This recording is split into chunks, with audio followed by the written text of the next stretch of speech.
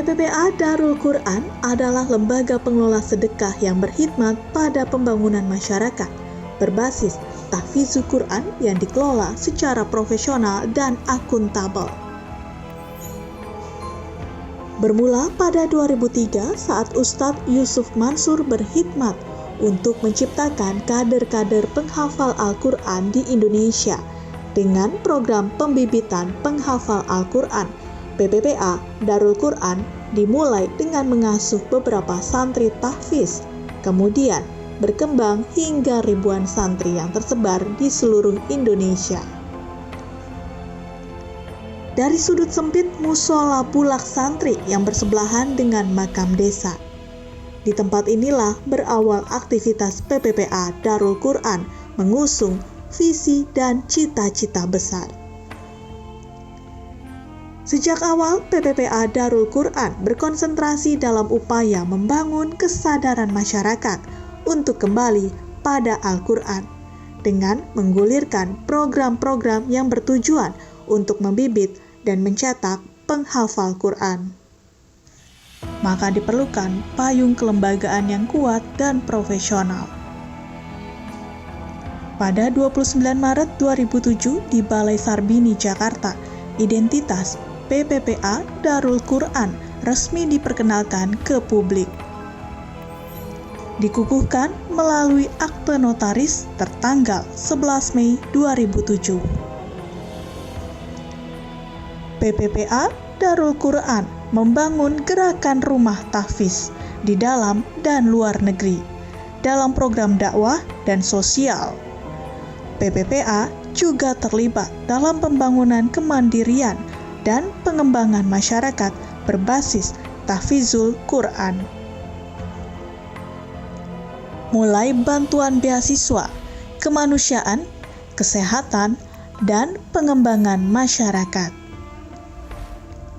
Dengan program kreatif, membumi, dan tepat sasar, PPPA terus dipercaya masyarakat sebagai mitra pengelola sedekah dalam pembangunan bangsa berbasis tahfizul Quran.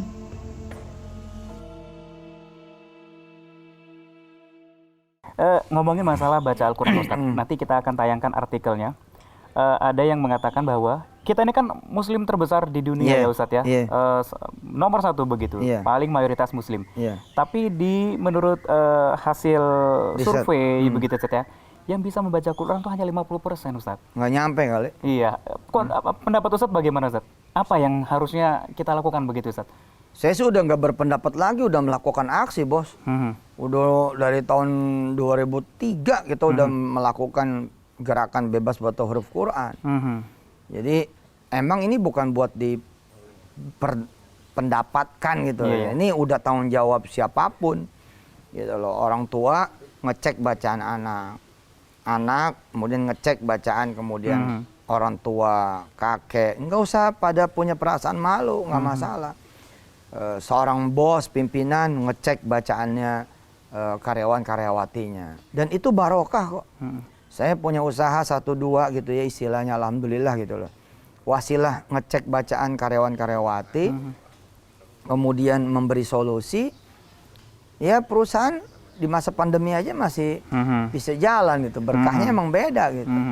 Nah untuk kita menyiasati ini supaya jangan sampai muncul generasi yang malah putus sama sekali nggak bisa baca Quran, memang setiap kita yang bisa, ya coba kita berbuat sesuatu gitu loh. Ada mungkin kita nggak bisa ngajar, tapi kan kita bisa ngongkosin yang ngajar barangkali. Iya, gitu kan. tapi tadi Ustadz bilang peran orang tua sangat penting ya Ustadz ya. Iya. Tapi di lapangannya mungkin ada banyak juga orang tua yang tidak bisa juga membaca Quran Ustadz. Makanya saya bilang ketika orang tua tidak bisa, atau ketika misalkan seseorang tidak bisa, dia kan bisa mengambil part yang lain. Misalkan dia bisa nganterin anaknya ke TK TPA, atau dia sebagai orang kaya, misalkan dia bisa ngundang guru, ya kan, untuk kemudian malah sekalian bikin majelis baca tulis Quran buat masyarakat sekitar, gitu loh. Dia yang ngongkos, artinya, ayolah apa yang bisa kita lakukan, jangan sampai kita tinggal diem doang, gitu. Betul. Kondisi pesantren bagaimana Ustadz? Aman, alhamdulillah, malah kita buka-buka lagi di tempat-tempat yang baru. Waduh, kalau kita nih udah kebon nih ya. Udah kebon gitu. Buahnya tuh para hafiz yang udah nggak ngerti deh jumlahnya nih, alhamdulillah. 9.000 rumah hafiz. Kemudian pesantren 42 cabang. 42 cabang. Kita sekarang udah ada yang di Skotlandia, anak-anak kita ada yang di Rusia, ada yang di Inggris, Eropa.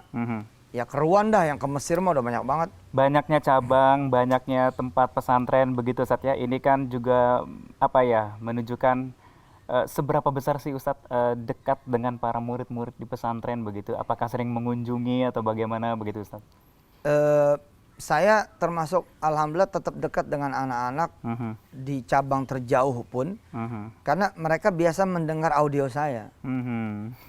Ya sekarang gini aja dah, yang bukan murid saya aja kan, kalau dia cinta sama saya kan dengar YouTube saya tiap hari. Nah ketika dia dengar YouTube saya tiap hari, atau dia ngikutin saya di TV, di Sokmed, kan dia merasa dekat. Nah apalagi yang kita jadiin kurikulum kan. Nah di pesantren di cabang terjauh pun, misalkan kayak cabang Hong Kong, kita punya cabang Hong Kong ya untuk para buruh migran. Itu mereka ya kita wajibin dengerin tausiah saya gitu. Jadi dengan cara begitu kedekatannya ada. Kedekatan masih ada Ustadz ya? Ada, alhamdulillah. Di nuansa Hari Raya Idul Fitri ini Ustadz, banyak yang tidak bisa lepas dari namanya tradisi mudik. Iya. Sudah 2 tahun nih pemerintah menghimbau untuk tidak melakukan aktivitas mudik karena untuk memutus mata rantai penyebaran COVID-19 begitu Ustadz ya. Apa yang bisa Ustadz tanggapi dari ini? Karena ini kemarin sempat beredar rame-rame, Ustadz bilang katanya kalau tidak mudik sama dengan mendapatkan Lailatul Qadar nih Ustadz. Bisa penjelasannya Ustadz? Itu semua dari cara berpikir. Dan saya ikhlas saja ketika ada orang yang berbeda cara berpikirnya. Cara berpikir saya sederhana kok. Apa aja yang masuk ranah ibadah dan amal soleh, maka kita bisa berdoa kepada Allah dengan sembarang doa. Doa apapun. Contoh begini. Bisakah kita di 11 bulan berikutnya di luar Ramadan mendapatkan pahala seperti bulan Ramadan? Bisa nggak? Iya. Saya mau tanya coba. Ini cara berpikir nih. Jawab dulu. Bisa nggak kita di luar bulan suci Ramadan, ibadah apapun, dapat pahala yang sama seperti pelipat ganda di bulan Ramadan? Bisa nggak? Insya Allah bisa Ustadz. Bagaimana caranya? Ya dengan mengamalkan mungkin amalan-amalan yang ada di bulan suci Ramadan tetap dilanjutkan begitu. Kalau itu berbeda tetap. Tetap berbeda dong. Sholat di Qiyamul Lail di bulan Ramadan beda dengan Qiyamul Lail di 11 bulan di luar Ramadan. Nah gimana caranya supaya sama, gimana caranya? Doa lah. Ya Allah, apapun yang kulakukan, apapun yang kami lakukan di 11 bulan di luar Ramadan, samain sama dong. seperti dengan bulan suci Ramadan. Samain dong. Seperti bulan suci Ramadan. Lah sebagai seorang hamba yang meminta haknya ini kepada Allah, boleh nggak? Boleh. Boleh. Masalah dikabulin, hak Usaran siapa? Allah nanti Ya Ustaz. itu hak Allah. Nah begitu juga logika mudik. Iya. Saya bilang, bila Anda mudik atau nggak mudik, nggak mudik atau mudik, dua-dua nih. Tapi dua-duanya jadi ibadah dan amal soleh. Kelar juga urusan bos. Kenapa kelar? Ya Anda bisa minta pahala Lailatul Qadar. Ya Allah, saya nggak mudik nih. Kan biasanya nggak mudik kan, biasanya mudik tuh malam, ya kan? Lalu saya nggak mudik nih, gitu. Terus gara-gara nggak mudik, saya ngorbanin perasaan, ngorbanin rasa rindu, ngorbanin rasa kangen. Harusnya saya ketemu jadi nggak ketemu, harusnya saya senang jadi nggak senang. Maka semua ini ya Allah mudah-mudahan jadi memperberat bobot ibadah dan amal soleh. Bila iya nih, mudah-mudahan berharapnya seperti mendapatkan pahala Lailatul Qadar. Masalah untuk ininya Allah yang memberinya, itu serahkan dengan Allah Itu Ustaz kan ya. doa. Iya. Maaf bos, ada orang yang mencari malam Lailatul Qadar tanpa berdoa. Bisa jadi dia kalah dengan yang tidak melakukan yang tapi tidak berdoa. melakukan apapun. Perkara wajib dia lakukan nih. Betul. Dia sholat isya, sholat maghrib, sholat subuh. Bahkan dia nggak terawih, nggak qiyamul lail, tapi dia minta sama Allah. Ya Allah, saya pengen pahalanya kayak orang-orang dapat dong, gitu. Ya, kita nggak boleh bilang dia belum tentu, belum tentu nggak dapat loh, belum tentu loh.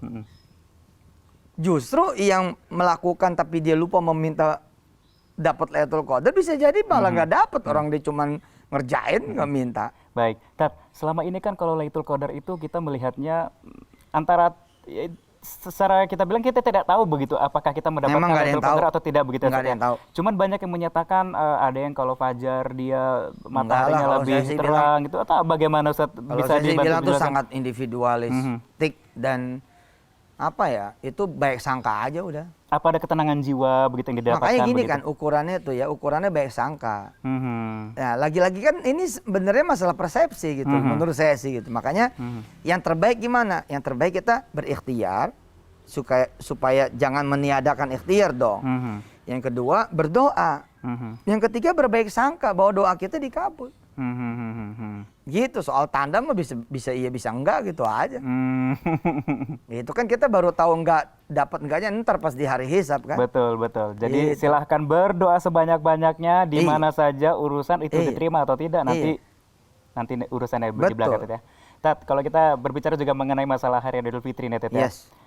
Apa momen-momen yang mungkin Ustadz rindukan mungkin masih kecil? Kayaknya Lebaran sekarang beda ya Tat ya dengan tahun lalu ya, dengan dulu-dulu kita zaman kita kan masih gini, kita kecil. kan kalau tidak di hari raya pandemi kan kesenangan kita ngunyeng-ngunyeng anak yatim, mangku-mangku ponakan itu kan ya.